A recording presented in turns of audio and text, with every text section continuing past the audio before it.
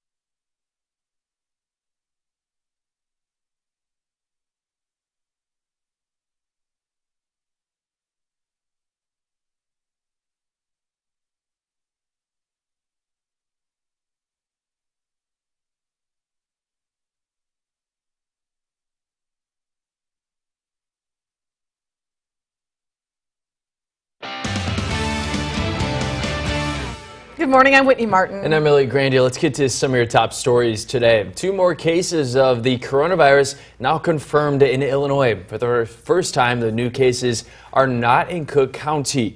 The patients are in McHenry and Kane counties. Neither of those new people diagnosed have traveled recently or even had connection to someone already with the coronavirus. Health officials just trying to trace both patients' steps to see where they might have come in contact with it.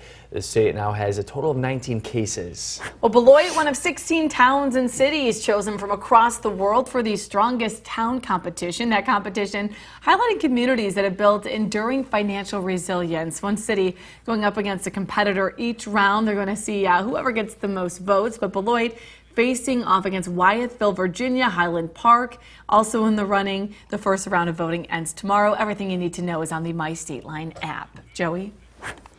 And still foggy across the area. A lot of moisture at the surface condensing into that fog, being trapped underneath that cloud cover. So that's why we have dense fog across the area. Definitely need to make sure that you do take your time while traveling out there this morning. Take it slow. Also use those low beam headlights. We can see that values across the area for visibilities down under 2 miles. 1.5 here in Rockford, 1 in Freeport, down to 0.3 up in Monroe, and 1.3 in Rochelle. We did have that system come in this morning, now pushing out, leaving us with all of that cloud cover. Once this fog does burn off late this morning, we'll be left with cloudy skies into the afternoon, maybe even a few breaks right before sunset later on today. 52 degrees for a high tonight, dropping down to 39. Will be partly cloudy and mild heading into Thursday. Thursday is going to be the warmest day of the 7-day. A chance for rain and a few rumbles of thunder. Sunshine for Friday. Back to you.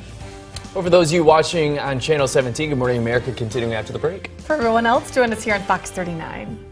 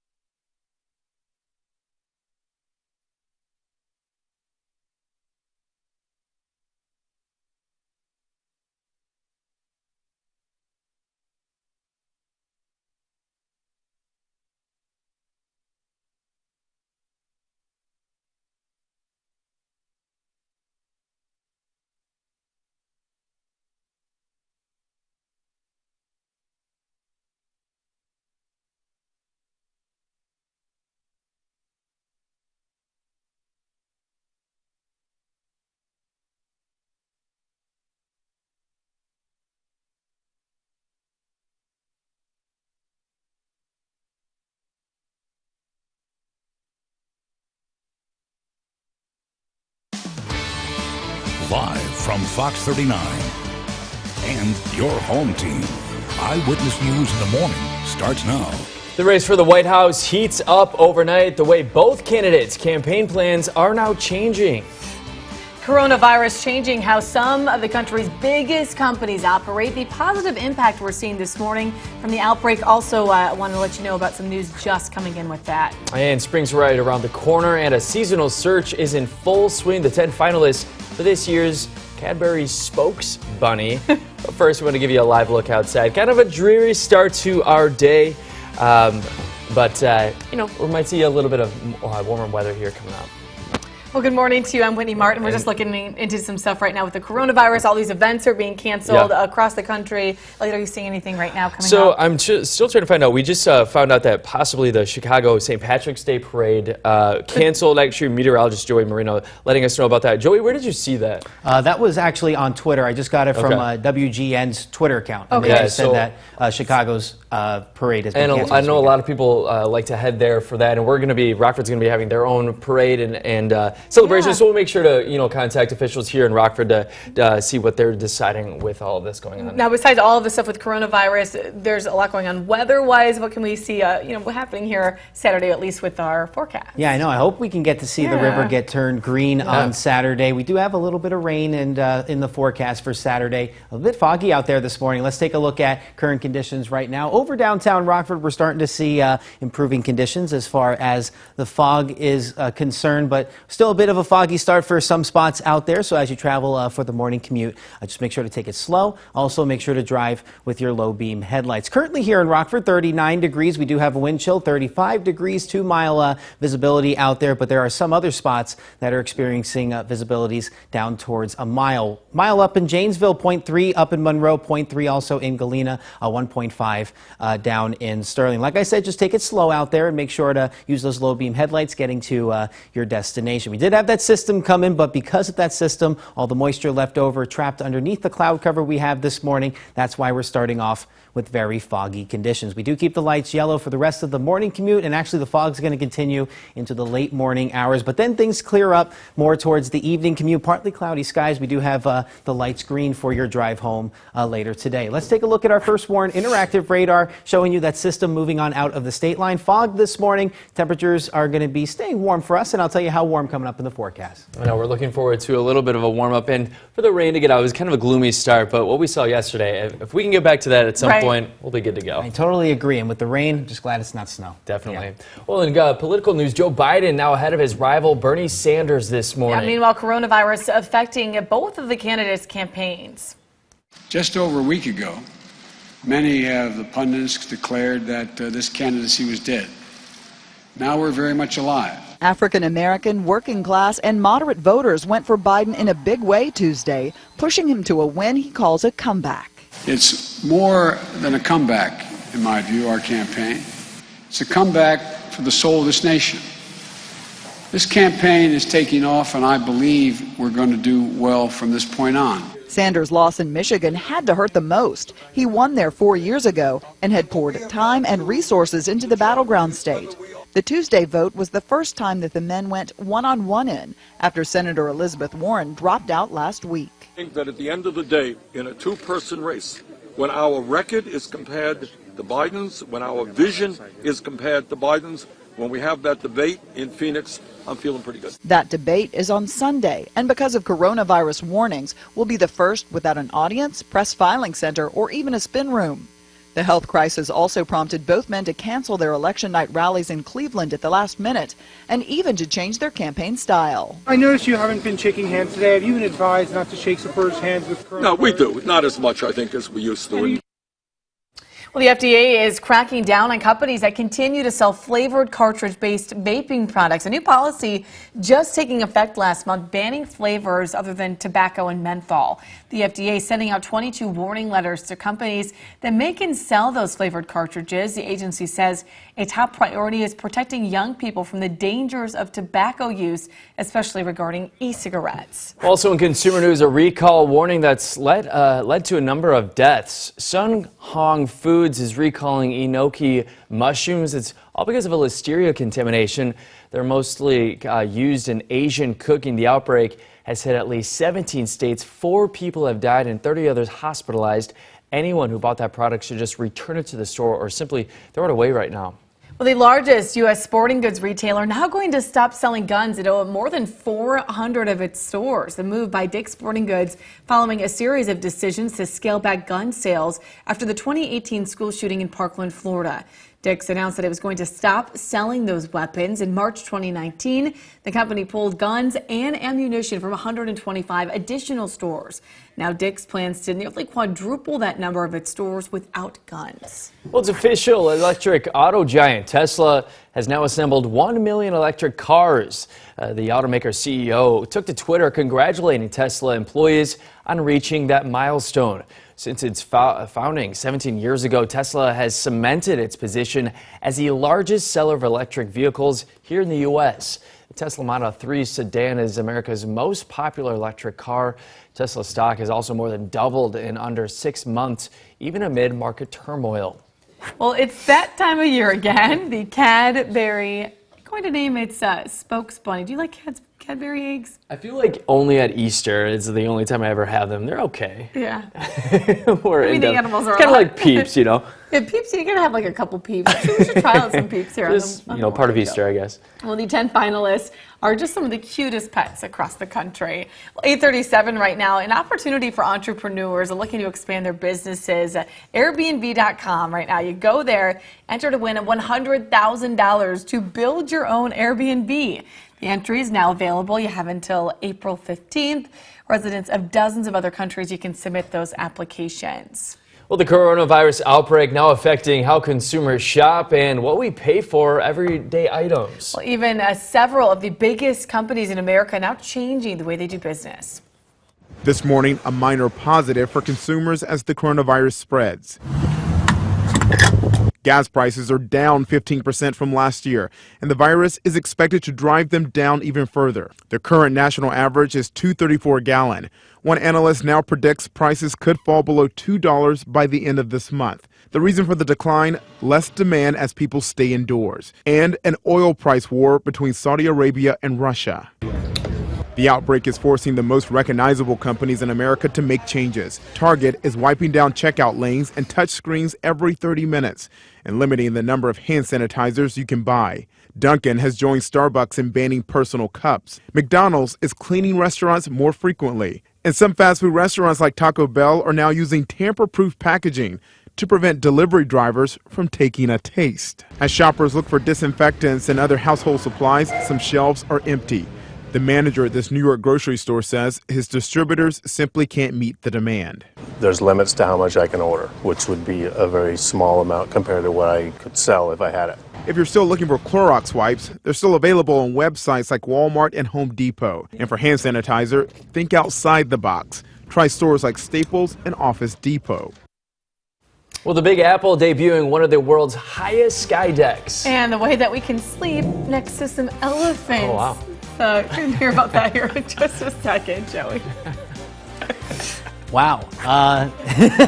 As we head out the door this morning, a little bit of a foggy start. I'll have when the fog lets up, plus how warm we get coming up. You're watching Eyewitness News, your home team, with Whitney Martin, Elliot Grandia, and meteorologist Joey Marino.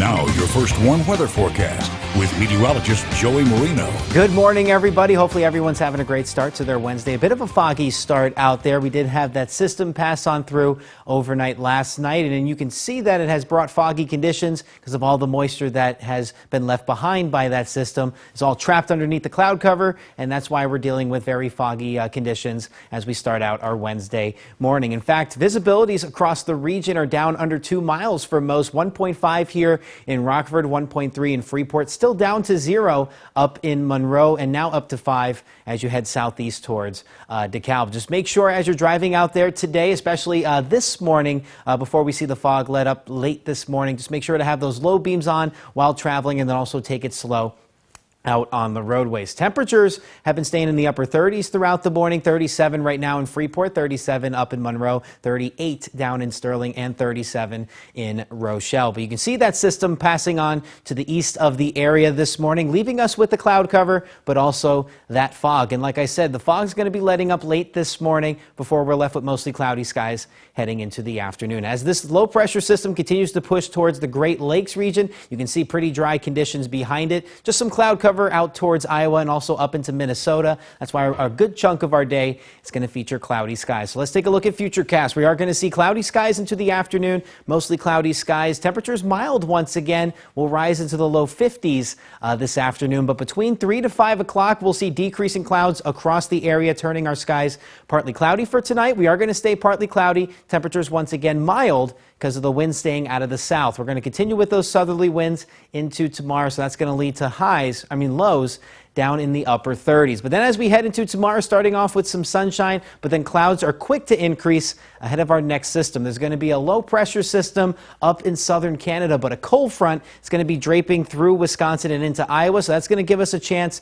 for some spotty showers in the early afternoon tomorrow. But then once that instability or energy in the atmosphere starts to kick in, also we're going to get a chance to see a few rumbles of thunder, and that will be during the late afternoon and evening time frame, so that's a chance when we'll get to see some rumbles of thunder, also some heavy downpours. But once that passes on to the east, high pressure will then move into the Midwest, bringing dry conditions for our Friday. But because of that cold front, not only are we going to see a chance for thunderstorms, but also cooler temperatures. Behind that cold front, there'll be a cooler air mass that does filter into the state line, and that's going to bring our highs down from the 50s and 60s today and tomorrow down into the 40s. You see Friday 47 degrees, 41 on Saturday, and then we do hold on to the 40s as we head into the start of next week. So today's forecast, we're going to see a passing shower early on, but otherwise that patchy dense fog is going to stick around with us into the late morning hours, cloudy and mild with a high near 52. Then tonight, partly cloudy skies and mild, dropping down to very mild low of 39 degrees as we wake up tomorrow morning. So the 7-day forecast, 61 tomorrow, that chance for rain and thunder late into the afternoon. Then sunshine for Friday. We do hold on to a chance for a mix of rain and snow for Saturday, and then sunshine by the end of the weekend. Now, we are celebrating one birthday throughout the morning, and we want to bring that to attention to you. We're celebrating Megan's birthday today. Hopefully she has a wonderful, wonderful birthday. And if you want to send all your birthday information into Eyewitness News, go to mystateline.com, scroll to the community tab. We also have a great chance because of Nothing But Cakes to win some buntinis for your birthday submission. So go to mystateline.com, give us all of that information. Not only are we going to feature you, but you could end up winning some delicious treats as well. Well, a new skyscraper now offering a unique view of the Big Apple. Yeah, you know, it's only 1,100 feet straight down. Not too bad. Jeremy Roth has that in today's. Take a look at this. Viewers with a fear of heights may want to look away or at least squint hard and attempt not to vomit, because this is the highest outdoor observation deck in the Western Hemisphere, and it is now open for business in the Big Apple. At 1,100 feet and 100 floors up, Edge at Hudson Yards offers panoramic views of Manhattan's skyline, as well as, brace yourself, crystal clear views straight down through a glass bottom floor. And if that's not extreme enough, the surrounding glass panels are angled outward to give visitors the feeling they're leaning out over the city. Yikes. If you like your adventures located safe and sound on the ground, an eye-opening experience awaits you in Thailand. The Anantara Golden Triangle Elephant Camp and Resort allows guests to spend the night cozied up right next to rescued wild elephants. They call the accommodations Jungle Bubbles. Each air-conditioned dome has a king-size bed and a washroom with a shower, and you can't beat the views. But before you start packing your trunks, know this. The Bubbles rent for roughly $560 a night. Not exactly peanuts, but at least it's going to a good cause. The Golden Triangle Asian Elephant Foundation cares for about 24 of the rescued animals and aims to improve the lives of captive elephants. For Take a Look at This, I'm Jeremy Roth. Are you afraid of heights? Yeah, a little bit. See, I don't think I could do the first one. I could totally do the sleeping next to elephants, though. That looked pretty cool. I think I'd rather be higher up. You're like, not for me. Not for me. Your Hollywood highlights are coming up next.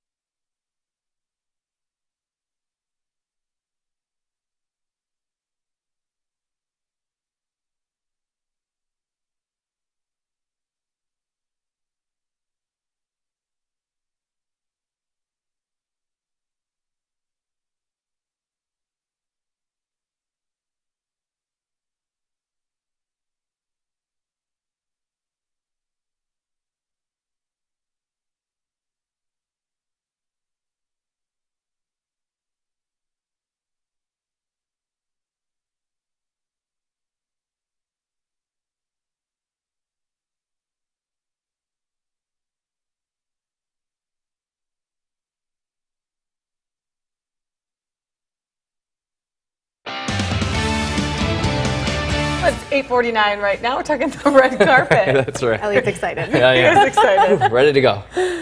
Here's what's We gotta get back on track here. Okay. So here's what we're looking at today. A new movie based on Disney's Jungle Cruise. Yep. And King Kong is coming back to theaters. Here's what's happening in Hollywood. James, you gave up everything for her. First, the coronavirus chased No Time to Die from April to November. Now, Peter Rabbit 2, The Runaway, is hopping from April to August 7th, as studios worry about the pandemic prompting people to avoid movie theaters. I've tracked the legend to every village, every island. Nothing. You're searching for something that can't be found. But you've never had the key. Here's your latest look at Dwayne Johnson and Emily Blunt in Jungle Cruise, the most recent Disney movie based on a theme park attraction. The film is scheduled to set sail July 24th. Here's a blast from the past. The 1933 King Kong, with Fay Wray as the Scream Queen, is returning to theaters for the first time in more than 60 years. It'll screen at more than 600 U.S. cinemas on Sunday, March 15th. Check fathomevents.com for information. Very quality We've come a long cinematography way. there. Yeah. Yeah, and here's an example of that. Also trending this morning, Disney Plus reportedly working on a Beauty and the Beast prequel that would star Luke Evans and Josh Gad in the same roles they had in the 2017 film. But that was that's Gaston and LeFou. Yeah, So are the it's a Beast and prequel. Belle going to be in this too? I think it's about the people. You know, we meet the people, okay. and as they are those things, Yeah. the clock and the candlestick, and so that's what the prequel is, of course, obviously. They say it's supposed to be a 6-episode series, and it will feature a bunch of musical numbers, Okay, so so that could it's be not, pretty not fun, another too. movie. I gotcha. Okay. Yeah, just a series there. So, and we also have this morning a new group of Disguise. The celebrities will be competing for the Golden Mask on The Masked Singer. Here's what's coming up tonight. They have one Guinness World Record. The guessing game continues Wednesday night on Fox's The Masked Singer, introducing the final group of celebrity contestants taking the stage for their first performance this season. Group C will reveal Bear, Astronaut, Night Angel, T-Rex, the Rhino, and the Swan, all hoping to make an impression on the judges as well as the viewers. Oh my God! Holy snap! Only 3 of the 6 costume newbies will be lucky enough to move on to the Super 9 Championship, joining Banana, Frog, Kangaroo, Kitty, Turtle, and White Tiger. In case you missed it, the show has seen the unmasking of Lil Wayne, comedian and game show host Drew Carey, Chaka Khan, skateboard legend Tony Hawk, Dionne Warwick, and most recently, Dancing with the Stars' Tom Bergeron. Who knew Tom Bergeron could sing like that? Find out who will be the next big celebrity to be unmasked this Wednesday, only on Fox. Can he sing? Tom Bergeron? Yeah. I don't know, I missed that one. But yeah, costumes. I wonder what, I don't know this, it might be true. Yeah. Do they like auction them off or something? Like what do they do with those costumes? Because they're pretty impressive. They We'll have a museum later. Maybe those, like Tom Bergeron will be a taco for Halloween this year. Can I order that? I feel like you kind of own this right now. Well, we're talking earlier too about promposals, so you might see this all over social media today, but now students, kids, they're kind of a lot of pressure. Taking it up a notch when it comes to promposals, I guess. So you were saying in high school it was just kind of you just asked. No, he's like, do you want to go to Wendy's and go to the dance? I'm like, yeah, let's go. It's just because he knew you loved Wendy's. I know. You knew the way to your heart. You know I love chicken nuggets. Yeah.